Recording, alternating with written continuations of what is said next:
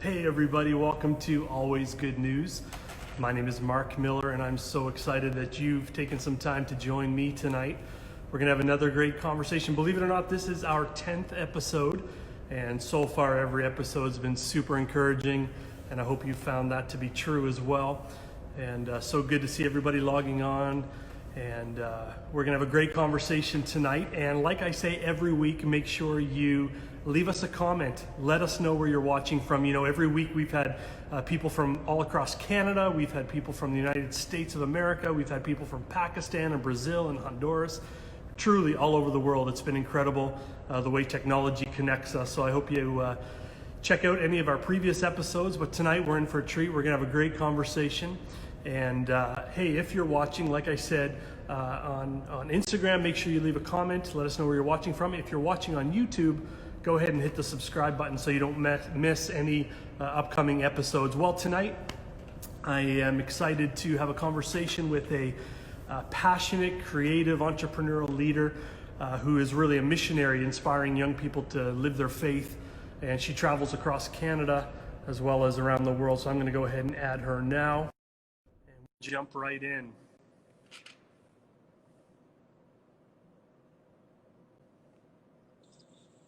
Hey, Laura. Hey, good to see you. Good to see you. I Welcome love it. to Always Good News. Glad you could join us. This is good. I'm excited, you guys.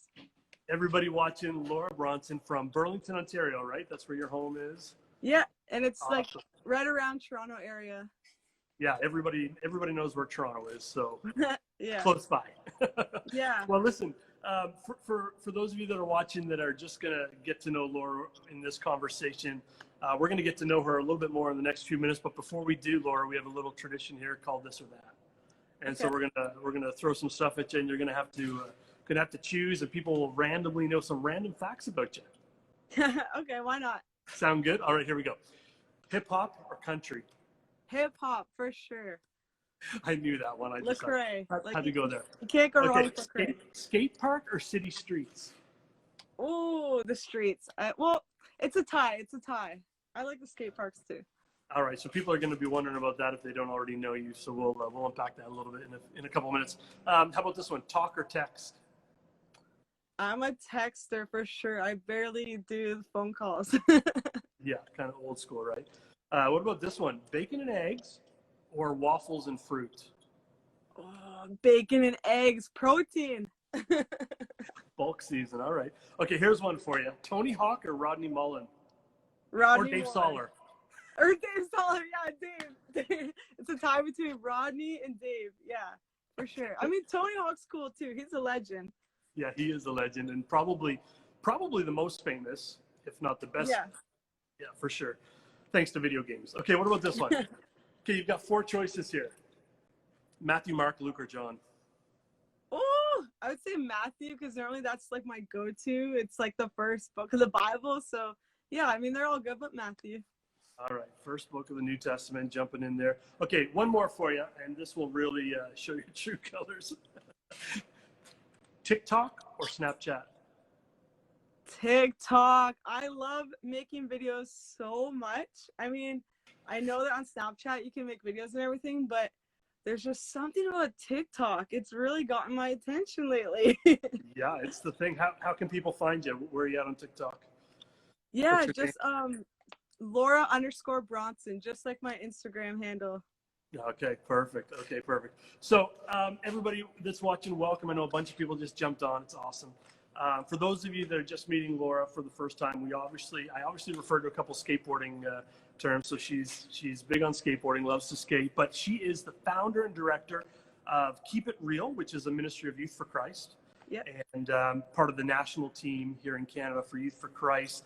But Keep It Real ministers in schools and churches and skate parks, camps, drop-in centers, and really just sharing the gospel in a relevant way, pointing people to Jesus through graffiti, music, skateboarding, like we said, breakdancing. Do you breakdance? I don't, but I have a team of friends that do. Awesome. As long as you have friends that can breakdance. Perfect. YouTube vlog, speaking, fashion, lots of cool stuff. Here's a cool connection. I don't know if you knew this, Laura, but the Billy Graham connection to Youth for Christ. Do you know this? Yeah, he Tell us. helped. Billy Graham helped start Youth for Christ around 75 years ago or so. He's like, in my books, he's like a hero because he really did start our movement. And now there's like 900 staff across Canada. Now, not only that, but around the world. Thanks to Billy Graham. He was the first full-time staff member of Youth for Christ as an evangelist, so which is pretty cool.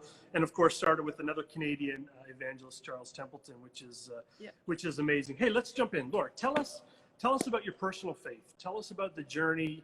Obviously, you're a follower of Jesus. Did you grow up in a Christian home? Did you find faith in Christ later on in life? How did that? Tell us a bit about your story. Yeah, good question, Mark. When I was a really little girl, I got filled with the Holy Spirit, and I gave my heart to Jesus at an altar call at camp. So I remember every Sunday or every morning and night for like, say, a month straight at this camp, my whole family would go up. And all the time at these church services, as a young little girl, I was just so hungry for God. And he really did stir up something in me. So I would go back to school in September, tell friends about Jesus, on the playground, start to pray with kids, bring them out to our Wednesday night kids program. And God really did a lot in those years of growing up with my family. You know, I watched my parents live out integrity, and I saw them pray, and I was like, I want to be like them. And, you know, just in simple little things, I watched my mom and dad serve in the nursery, something so simple on Sunday nights. And I just watched them as a young kid, and I was like, hey, I want to help too. So I would tell Bible stories, you know, like as a kid, 2 other kids in the Sunday school classes and all that. And basically when I was a teenager, it was a bit rocky at one point. I wasn't that good in school. Like my marks were pretty low in math and English and science, but in things like art and gym and all of that, you know, drama, I could easily speak in front of people. Yeah, the creative stuff, right? Yeah, the creative stuff is more easy, but, you know, and all these other classes, I struggled. And that actually led me to go into summer school for a couple classes one summer. It wasn't just one, it was a couple in a row. And at this particular school, it was pretty rough. And especially after like every summer you go to a Christian camp, and then boom, you get thrown out of that Christian environment into this summer school. And I just remember having a really rough time wrestling with, you know, a bit of my faith. But luckily I had some good leaders that really invested into me. And I remember just, you know, friends at my youth group, pastors, just really, you know, praying and challenging me and speaking life into me and calling me out and be like, Laura, you're a leader. Like, you gotta like full out give God everything. We know that you have more in you, and you're just chilling. You're just, you know, being a bit lukewarm. So I remember, you know, being 14 and just be like, okay, I want to do this. And specifically at our youth retreat, I felt God's presence so strong, like so, like so thick. Basically, it wasn't nothing fancy that a pastor preached. It wasn't, you know, a friend laying their hands on me, although that's great in those moments when people pray for each other. It was literally during a worship song in my heart where I was feeling so like this tug, this urge to be like, I need to make it right with God. I need to be real. I know him. I've grown up as a child hearing every Bible verse. And I'm like, I need to make a personal decision now, not just because of my parents telling me to follow God. And yeah, that was the defining moment. I went back to school, cafeteria, started going around handing out Bibles, encouraging friends, come on out to the church. I just got like this insane experience with God's presence. You got to join. Wow. And yeah, that's kind of the journey of what happened with my life. Yeah. That's awesome. And a shout out to Mike Gordon, who's watching, another Youth for Christ, shouting you down there, wondering who this Laura girl is. But I think he knows who you are. A lot of people do. But listen, a couple things just stuck out to me from what you said there. So first thing is the power of summer camps and retreats and community. So important. I know they marked me in my life, and those times where you literally spend full weekends or weeks with people and experience the presence of God. And then also parents who just don't tell you the truth and tell you the way to live, but actually walk it out. Right. So key for young people to not just be told what to do, but say, follow us, like Paul, right? Follow me as I imitate Christ, imitate me. Yeah. Ah, it's beautiful. What about, so tell me about Keep It Real. First of all, I love the name. I love what it stands for, what it means, but how did you, so you grew up, knew Christ, kind of owned your faith. People were, and the other thing from your story that I love is people calling out your destiny and really seeing potential in you and calling it out. So powerful. Oh. Tell me about Keep It Real. How did that all start? Tell me about that journey. Yeah, for sure. Well, it's really neat, Mark, because my church youth group, we got a skate park in our parking lot. And that was really powerful because not only just when I was a teenager, even later on when I graduated high school, I was able to serve and help at that skate park. And we were reaching like hundreds of kids, like in the community. They'd all come to this church in the parking lot, a couple of ramps, couple of rails, and just God was doing something really neat. And at that time, I was also into art, so I started drawing a lot. And then I started using marker, and then I went to paintbrush, and a couple of churches actually invited me to come paint on their kids ministry wall or their youth group, room. And after a while doing paintbrush, I was like, oh, this is taking like 10 hours.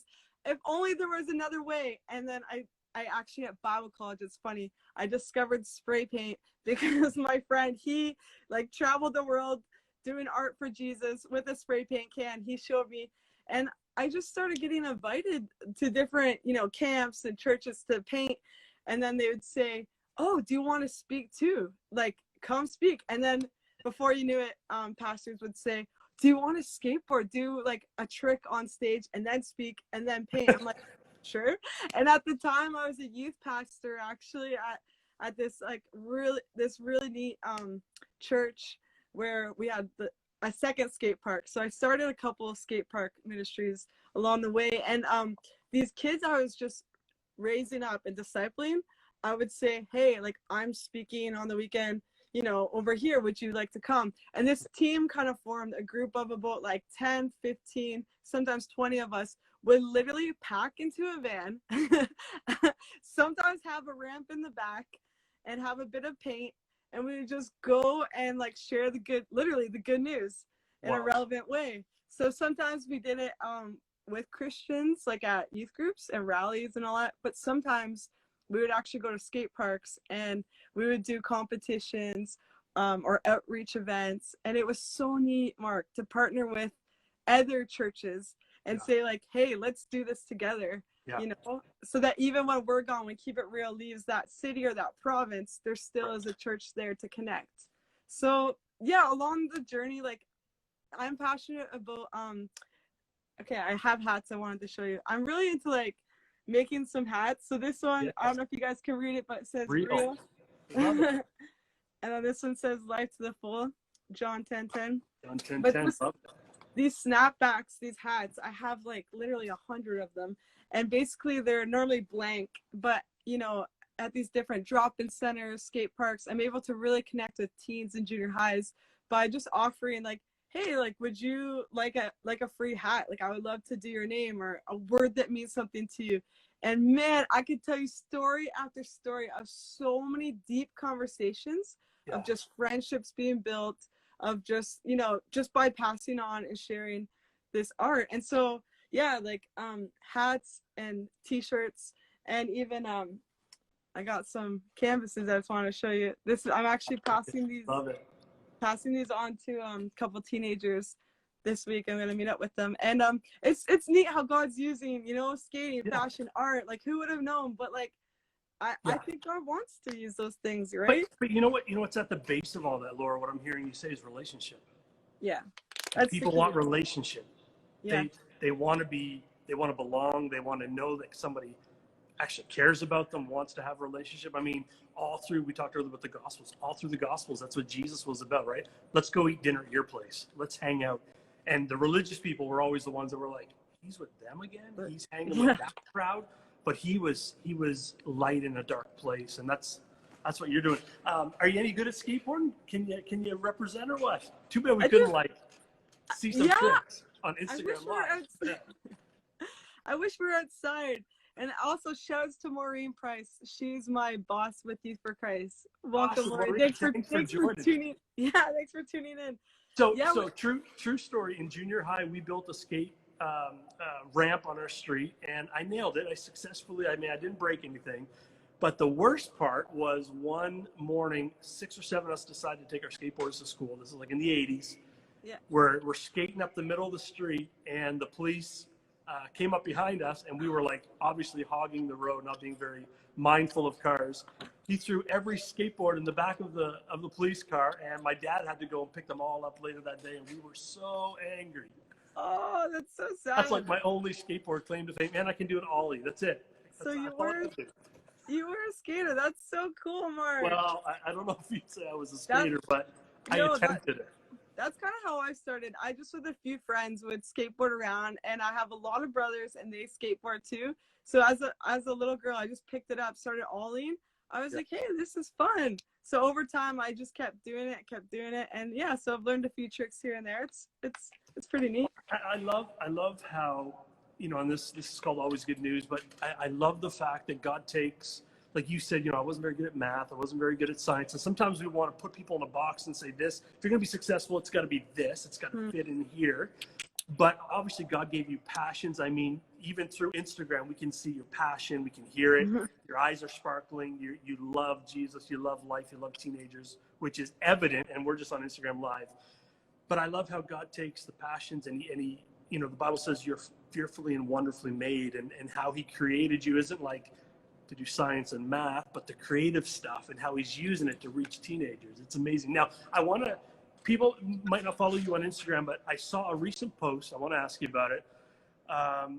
It was a picture of a skate park, and I saw it looked like some graffiti, maybe some art stuff. I saw some Bibles. And your caption said this: we literally have church at the skate park every week. A bunch of teens come together to talk about the Bible and pray. Tell me about that. What's God doing? What are you hearing from teenagers? What doors are opening because of the gifts that he's giving you and the passions? Yeah, well, as you know already, that we are the church, right? It isn't just a building. And I think for so long we focused and we've thought that it is just like this roof and in these walls and just on Sunday. But I'm really passionate about discipleship, and actually Youth for Christ. We had a staff meeting just a couple months ago, and we were talking about discipleship, and we were focused on that. And I was just like, how can I disciple world changers in the middle of COVID? What does this look like? And it was literally the day before we just opened it. We can go in groups of 10. Right before they announced that. And I just like had this aha moment of, I'm gonna go meet the kids right where they're at, all these youth. And I just I think it's so neat how God set up that we have this Youth for Christ drop-in center, and it's really neat. There's like a recording studio, there's ball hockey, there's just like a cafeteria, and down the street is a high school. So all these teens come Wow. Yeah, during school, and they just keep coming after school and at lunch, and we just build relationships with hundreds of them, right? And then all of a sudden programs stop, and then I realized one day as I was driving by that a bunch of them are at the skate park, whether they skateboard or not. It's just a hangout spot, at least in our area. And so as soon as I found out we can go in groups of 10, I was like, we are gonna definitely start a youth group at the skate park and have for real church. And so I just put it out to a few people, and actually it's really neat, Mark, because the whole focus is really discipleship and training up these junior highs teenagers. But then the neat thing is they reach their friends that are at the skate park. So it is for real in real time. I'm explaining the gospel. We're talking about the word. We actually have a sit down Bible time where we're all on the grass. And we pray, and we're chatting. It's not even so much just me preaching. That's the thing is I make it clear. I'm like, guys, ask me questions. And and I ask them questions, right? And at the same time, right after we're done that, they go over to the park and they're scootering, they're biking, they're skating. Some of the girls are just doing art on canvases. And it my mind is actually blown at what is happening, because it's a mixture of evangelism, discipleship, loving some of the broken. Like I just found out 2 days ago that some teenagers were sharing about their friend that just committed suicide. And I was able to right there and then like share a bit of hope, like literally, and chat that through with these teens that were really sad about that. Yeah. And not only is it just me reaching these kids at the skate park, like there's just like literally picture 40 junior highs and teenagers skating around at this park. But it's not just me reaching them. It's like these teenagers, my youth group is reaching their friends. And that's like, to me, I'm just like, this is a game changer. Like, man, if every city, Mark, imagine every town, every city, if they did something similar. It doesn't have to be a skate park because maybe like that's not going to work in every town, but it could be something like go to a basketball court. You know, it could be going to a main key area. Maybe there's a spot where you just God puts that on your heart. And oh man, I'm just so pumped. Like I literally like have a hard time even shutting off my brain because ideas keep coming. Like I even want to do youth alpha videos there soon. Like just, it doesn't even have to be a big screen, but just even on a laptop or you know, and just gather youth together and be like, guys, would you want to watch this video with us? Like you know what I mean? And I want to bring turntables someday and do some DJing. Like, oh man, I can't wait. And God's doing something cool.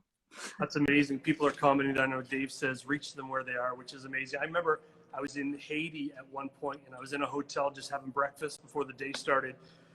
And I connected with this guy, just introduced myself, started chatting, and he bought a laptop that had a built-in projector, and he was literally going wherever he was allowed to show the Jesus film. Cool. And then he'd go home and raise money to be able to go back. And he said, Mark, I'm literally showing them on the side of alleyways and people's living rooms. This is not just about being in a church. And if there's one thing we're hearing a lot during COVID and everything that's happening around the world is, you know, buildings are closed, but that is not stopping the gospel from going out and being proclaimed. And like you said, just bringing hope. Let me ask you, what are you hearing from teenagers? What do you think, like what are some of the biggest needs of teenagers today? What are you hearing from them? You talked about suicide, obviously that's huge. I know, you know where I am, happening in super young ages, you know, people without hope. And that's the whole point of Always Good News. The whole point of what the Billy Graham Association does, what Youth for Christ does, is the good news of Jesus and the hope that we have. But what are you hearing? What are kids saying? What are some of the stuff you're hearing? Yeah, good question. Well, for one, some of the youth and junior highs I'm talking with, they've actually never heard the name Jesus before, some of them. And it is heartbreaking, and it's such a shock because you would think that, you know, at least they would hear, but to them, like it's foreign. Like they're like, I full out ask, and we have these conversations, right? And it's funny, this one kid, Adam, who never like doesn't go to church or anything, I started like, we're just chatting about Jesus, and he's saying, oh, I don't know. And like, he kind of like faintly heard. And then I'm like, David Goliath, have you heard that one? You know, the giant, the little guy. Classic like, Sunday school story. No? He's like, I've heard of Jack and the Beanstalk. Is it that? And he's serious, right? He's trying to connect. And I'm like, hey, can I tell you the story? And we full out like share a bit about it. But definitely I see some trends of anxiety, depression, of course.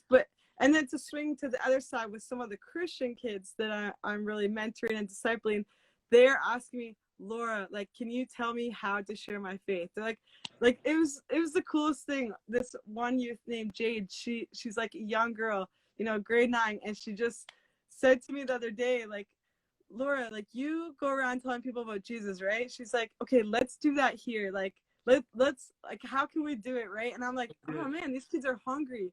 So yeah, I think it's a mixture of like, I am seeing a lot of brokenness and kids that never have heard of the name Jesus. And then there's some that are like, yeah, like, teach me, like, I'm up for the challenge. Yeah. Like, it's interesting, you know?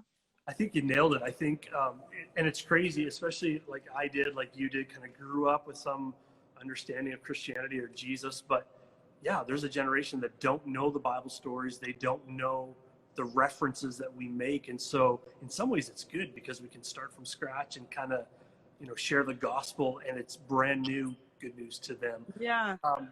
I know you do a lot of speaking, like at conferences and that kind of stuff. What's your message? Like, what are some of your key, I know for me and people that, communicate, there's like key messages that you feel like God's giving you to communicate. What are some of those key messages that you talk to students about? Maybe some key scriptures or some thoughts? Yeah, for sure. Oh man, so many things come to mind, but the keys for sure are well, obviously be real, be yourself, the person that God's created you to be. Yeah. And like find out your identity in him. And a key verse that I've said for many years is don't let anyone look down on you because you're young, but instead set a good example for others in your faith, your speech, your purity. And I think that's a key one for sure, because a lot of young people feel looked down on. Like a lot of them feel misunderstood. They feel maybe that they don't fit in at the church, or maybe they feel that they don't connect with their parents. And I just keep encouraging them, like, don't let anyone look down on you. Like, you just go after God. You just run after him, and he just loves you the way you are. And so something else I'm passionate about too is I got to speak this summer at a conference with a lot of leaders. And this was one of my favorite moments ever. Like, favorite moment ever, man, because this message God gave me was from a year ago, and I just kind of stashed it away in my heart. I didn't share it with anyone. I wrote it out, didn't tell anyone. And it was the story of Mephibosheth, where he was crippled, and David said, you know what, you can come to my table, you can have a place here, you're welcome. And I was able to, at this conference, share this message to a bunch of like older leaders that were like twice my age, and they were like influential people, and just encourage them and challenge them and say, guys, thank you for letting us come to your table, and please keep allowing us, because millennials, some of us are broken, some of us maybe are like Mephibosheth, and we don't have it all right.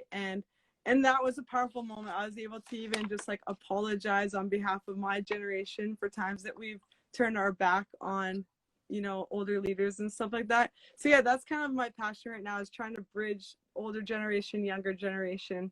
And yeah. Laura, so good, so good. I often love to ask, people to join us, and this is our 10th episode, by the way, which is pretty cool that you're here with us. I'm super excited about that. But I often say, there's usually two different groups of people that are watching: people that know Jesus and follow Jesus, people that are seeking. They don't know, they haven't, surrendered their life. They haven't researched and read scripture and know Jesus. So those two people, those two crowds tonight. So people that know Jesus, people that don't. What would you say to them? So what would you say to the people that are watching tonight that are all in Jesus followers? What would you say to encourage them? And what would you say to people who are investigating, they're seeking, they're looking for hope, they're wondering if Jesus is the way? Yeah, for sure. Good question. Well, I would say definitely, like, if you're a Christian already, I would encourage you to just keep spending time in God's presence, because the more and more we hang out in the secret place, in that alone time, then that's where we get filled up, right? That's where we're able to, get recharged and figure out who God the Father is. And he pours in, and then also he pours out. And it's just like this awesome cycle where the more and more we spend time alone with him, then we're not going to get dry, right? So that's my encouragement to you guys, people that already go to church. Just keep staying fresh, be in the word, hang out in God's presence, as much as you can. And then if you're just kind of, searching at things out, and you're maybe still in between on your faith, or maybe there's some people watching that are a bit more curious, or maybe you did before believe in God, or you did go to church back in the day, but now you're just kind of like, I don't know where I'm at. I would just encourage you that, right where you're at, God sees you, and he's like, hey, I don't love you any more or any less. I just think that you're amazing, whether you're a Christian or not. Like, God really does genuinely love the whole entire world, and he sees you right where you're at, right? And so I would encourage you to, invite God into, the ups and downs of life. Sometimes we think that just in the rock bottom moments, then that's when we have to call it to God. But why not even in the good moments? Why not even when things are going all right? And just, I just want to cheer you guys on. Whoever's watching and listening, just know that you are so loved and special, and God just sees you as a special person. You're valuable. You're valuable in the eyes of God.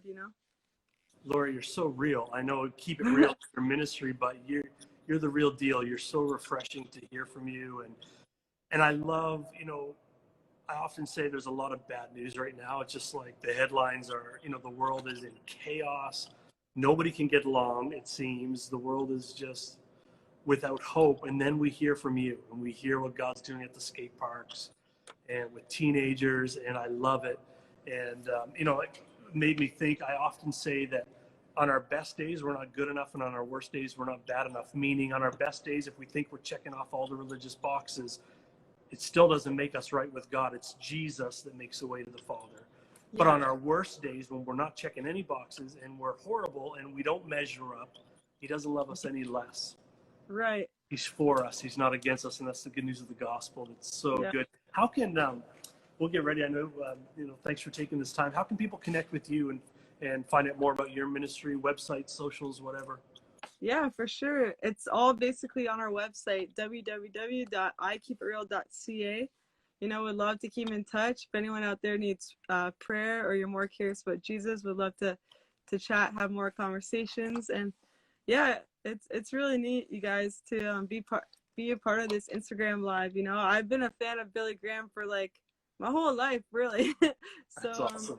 Yeah, I just think what you guys are doing is so cool too. I'm really proud of you guys. Well, thanks, and it's so good to connect. And listen, like Laura said, find them on socials, find them on the internet. I Keep It Real, right? That's what the website is. And if you want to connect with the Billy Graham Association, just click on the link in our bio, and there's lots of different resources there. And there's even people that can pray with you and answer some of those spiritual questions. So if you're watching tonight, you've got questions, and you want to investigate who Jesus is, please check that out. But Laura, it has been an incredible privilege to chat with you tonight, and it's been refreshing to hear from you and hear what God's doing. And keep up the great work, and thank you for joining us tonight.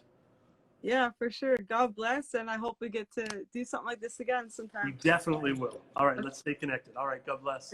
God bless. Bye. Take care, everybody. Good night.